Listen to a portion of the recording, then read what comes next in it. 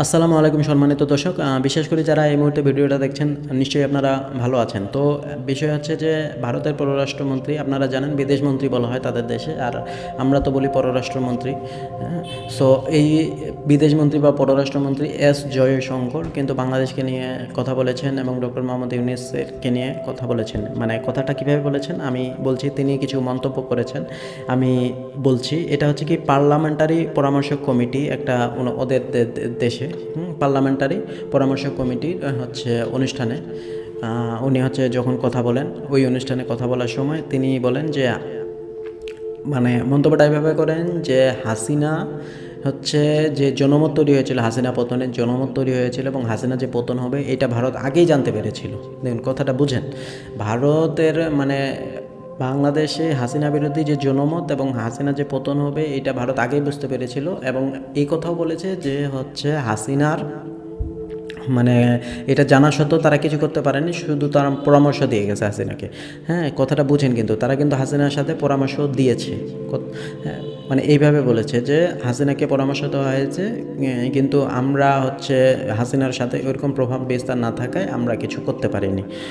So কথাটা হচ্ছে যে তারা কি করবে, আমি এই জিনিসটা আমি এখনও বোধগম্য নয় যে মানে তিনি যে বললেন যে আমরা কিছু মানে প্রভাব না থাকায় আমরা কিছু করতে পারিনি, শুধুমাত্র পরামর্শ দিয়েছে, এবং তারা কি করবে মানে এই জিনিসটা আমি বুঝলাম না। আমাদের দেশের আভ্যন্তরীণ বিষয়ের একটা সার্বভৌমত্বের বিষয়, আমরা কীভাবে কী করব না করব এটা আমাদের বিষয়। আমি যদি আমার বাসায় থাকি, আমি হচ্ছে কোন পাশে শুভ, খাটটা কোন পাশে থাকবে, ফ্যানটা কোন জায়গায় থাকবে, এটা তো আমার অভ্যন্তরীণ বিষয়, তাদের তো কোনো সমস্যা নেই।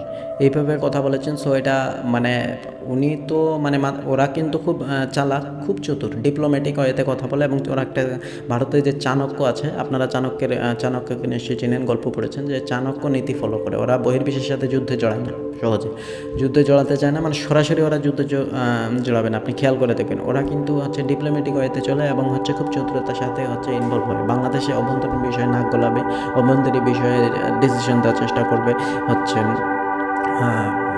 বিস্তার করবে তাদের হচ্ছে লোকজন দিয়ে চাকরিতে বা বিভিন্ন জায়গায়, এবং তাদেরকে মানে হচ্ছে পুতুল লোকজন রাখবে যারা তাদের কথা মতো চলবে, তাদের সুবিধা দেবে, তাদেরকে সুবিধা দেবে। তাদের ব্যবসা বাণিজ্য করিডর বলেন, এই যে রাস্তাঘাট বলেন, তারা কীভাবে ব্যবসা করবে, তাদেরকে উন্নতি করার জন্য হচ্ছে যে কাজ করবে তার সাথে তার সম্পর্ক ভালো থাকবে। সো ভারতের কোনো ফাঁদে পা দেওয়া যাবে না।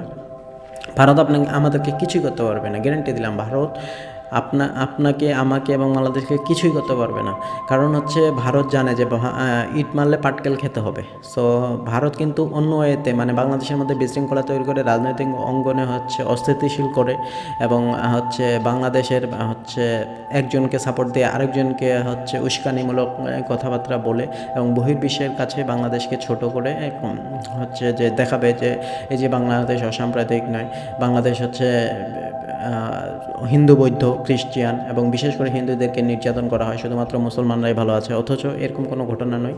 সো এই বিষয়টা খুব সাবধানতার সাথে থাকতে হবে। ভারত কিন্তু কোনোভাবে চাচ্ছে হচ্ছে শেখ হাসিনাকে ফেরত আনতে, এবং হচ্ছে বাংলাদেশের মধ্যে রাজনৈতিক অস্থিতিশীলতা করে দেশের ক্ষতি করতে। সো ব্যবসা বাণিজ্য যাতে যত আপনি খেয়াল করে দেখবেন যেই দেশগুলোতে হচ্ছে রাজনৈতিক অস্থিতিশীলতা বেশি, হ্যাঁ, রাজনৈতিক পরিবেশটা ভালো না, সেই দেশগুলোর কিন্তু ডেভেলপ হতে একটু সময় লাগে। যেগুলোতে কিন্তু স্থির রাজনীতি আছে সেগুলোতে কিন্তু সহজেই ডেভেলপ হওয়া যায়। এটা আমরা কিন্তু দেখছি ইউরোপিয়ান কান্ট্রিগুলোতে, কারণ রাজনৈতিক এত মিটিং মিছিল এত কিছু নেই, যার কারণে ওরা অনেক উন্নত, এটা শুনতে সত্য কথা। সো ভারত চাইছে বাংলাদেশের মধ্যে এরকম হিবিজিবি গণ্ডগোল, সবসময় আইন কানুন প্রয়োগকারী সংস্থাগুলোর মধ্যে হচ্ছে দূরত্ব সাধারণ জনগণ থেকে, এবং হচ্ছে দুর্নীতি, এগুলা সবসময় লেগে থাকুক, গৃহযুদ্ধ লাগুক, দেশের মতো সবসময় মারামারি কাটাকাটি হানাহানি হোক, এই বিষয়টা ভারত সবসময় চাচ্ছে। সো এই বিষয় থেকে সাবধান থাকতে হবে বাংলাদেশের প্রত্যেকটা মানুষকে। আর ভারতের সাথে কোনো পুতু কথা বলা যাবে না। পুতু কথা বললেই কিন্তু আমরা ধরা খেয়ে যাব। তাদের সাথে চোখে চোখ রেখে কথা বলতে হবে। চোখে চোখ রেখে যদি কথা বলা যায়, এবং ভারতের মানে তাদের সাথে তো আমাদের খারাপ ব্যবহার করার কিছু নেই। তারা ব্যবসা করবে বাংলাদেশে, ওকে ঠিক আছে, ব্যবসার বিনিময়ে ব্যবসা হবে, এটা হবে win win situation. Win win situation মানে তোমারও লাভ আমারও লাভ, কিন্তু আমার ক্ষতি তোমার লাভ, এরকম কোনো বিষয় কিন্তু সহজে মেনে নেওয়া যাবে না। সো এই বিষয়ে আপনার যদি কোনো বক্তব্য থাকে বা কথা থাকে অবশ্যই কমেন্টস করে জানাবেন। আর ভিডিওটা ভালো লাগলে দয়া করে চ্যানেলটা সাবস্ক্রাইব করবেন। দেখা হবে পরবর্তী ভিডিওতে। আসসালামু আলাইকুম।